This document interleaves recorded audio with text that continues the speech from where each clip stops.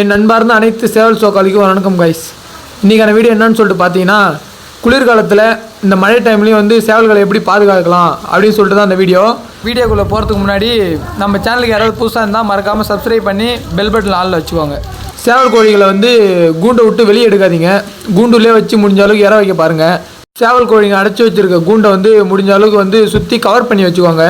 இந்த ஊத காற்று பனி காற்று வந்து ஜில்லுன்னு காற்று அடிக்காமல் வந்து முடிஞ்ச அளவுக்கு கவர் பண்ணி வச்சுக்கோங்க. இந்த பேனரு பழைய தார்பழி அது மாதிரி போட்டு நல்லா டைட்டாக கட்டி வைங்க. முடிஞ்ச வரைக்கும் சேவல்களுக்கு இந்த ஹீட்டான பொருளாக வந்து கொடுக்க பாருங்கள்.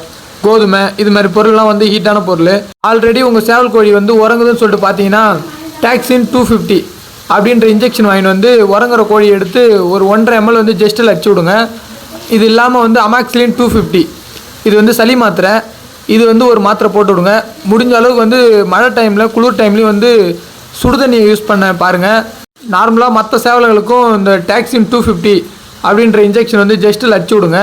இந்த உறங்குறது அது மாதிரியான பிரச்சனை இருக்காது, ரொம்ப ஆக்டிவாக இருக்கும் சேவல் கோழிங்க. அதுக்கப்புறம் வந்து அமாக்சிலின் 250 அந்த மாத்திரையும் போட்டு விடுங்க. அதுக்கப்புறம் பார்த்தீங்கன்னா இந்த 1 மாத குஞ்சுங்க இது மாதிரி சின்ன சின்ன பொரிச்ச குஞ்சுங்களுக்கு வந்து உறங்க ஆரம்பிக்கும், குளிர் தாங்க முடியாது. அது மாதிரியான சின்ன குஞ்சுங்களுக்கு வந்து நல்லா 1 லிட்டர் அளவில் சுடு தண்ணி எடுத்துக்கோங்க. அந்த சுடு தண்ணியில் ஒரு 4 அமாக்சிலின் 250 டேப்லெட் எடுத்து நல்லா கரைச்சி அந்த குஞ்சுங்களுக்கு வந்து அந்த 1 லிட்டர் தண்ணியை பயன்படுத்தி அந்த குஞ்சுங்களுக்கு வந்து ஒரு 3 சொட்டு இல்லைனா 4 சொட்டு கண்டிப்பாக விடலாம், சரியாயிடும். இந்த வீடியோ உங்களுக்கு பயனுள்ள வீடியோவாக இருக்குன்னு சொல்லிட்டு நம்புகிறேன். அடுத்த ஒரு பயனுள்ள வீடியோவில் வந்து சந்திக்கிறேன். ஓகே, நன்றி நண்பர்களே.